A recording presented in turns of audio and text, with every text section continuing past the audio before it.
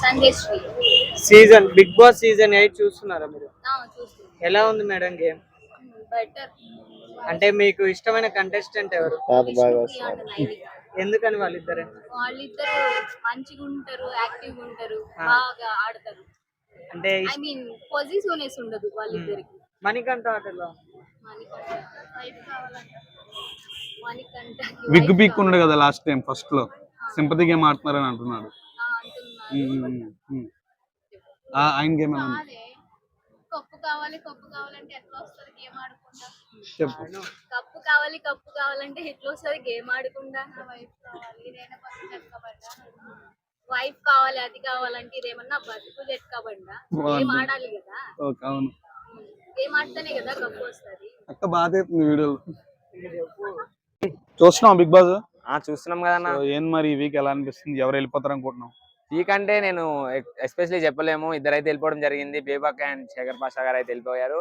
But ఈసారి అయితే అభినయ్ అన్న కొంచెం వైలెంట్ గా మాట్లాడడం అనేది కొంచెం మనసుకి అయితే తీసుకోలేకపోయినా ఒక బిగ్ బాస్ లవర్ గా.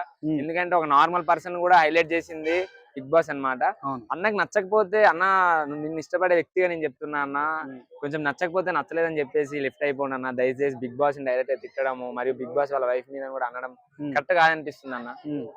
అయితే ఈ రోజు వార్నింగ్ అయితే ఇవ్వడం జరిగింది లోపల అన్న నాగార్జున గారు. అన్న ఎలా ఫీల్ అవుతుంది? వచ్చేస్తాడు బయటకి, ఎలిమినేట్ అయిపోతాడంట అన్న. ఎలిమినేట్ అయిపోతారు అయిపోరు అనే దానికి ఏంటంటే అభినయ్ అన్న అండ్ నాగార్జున సార్ వాళ్ళిద్దరి మధ్యలో ఉంటది అండ్ జనరల్ డిసిషన్ అన్నమాట. ఎందుకంటే డైరెక్ట్ గా తిట్టడం అనేది మనం ఇన్ని సీజన్స్ ఎప్పుడూ చూడలేదు.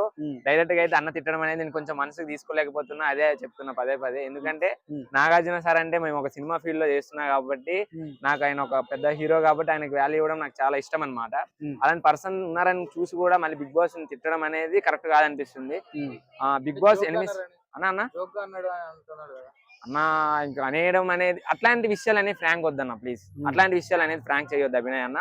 మీరు ఇంకో విషయం మీద చేయండి. బిగ్ బాస్ వైఫ్ ను కూడా జడ్జ్ చేసే మాట అయితే కొన్ని వచ్చాయి. అతను కింద పడిపోతాడు, అతనికి ఏమవుతుంది అన్నది కూడా పట్టించుకోకుండా వాళ్ళు గేమ్ మీదనే కాన్సన్ట్రేట్ పెట్టున్నారు. సో అంత అగ్రెసివ్ అవసరం లేదు. గేమ్ లాగా ఆడాలి, మనుషుల్ని కూడా చూసుకోవాలి కదా. అక్కడ హెల్త్ కూడా ఇంపార్టెంట్. వాళ్ళు 100 days ఉందామని వెళ్ళిన వాళ్ళకి ఎట్లా ఉంటుంది?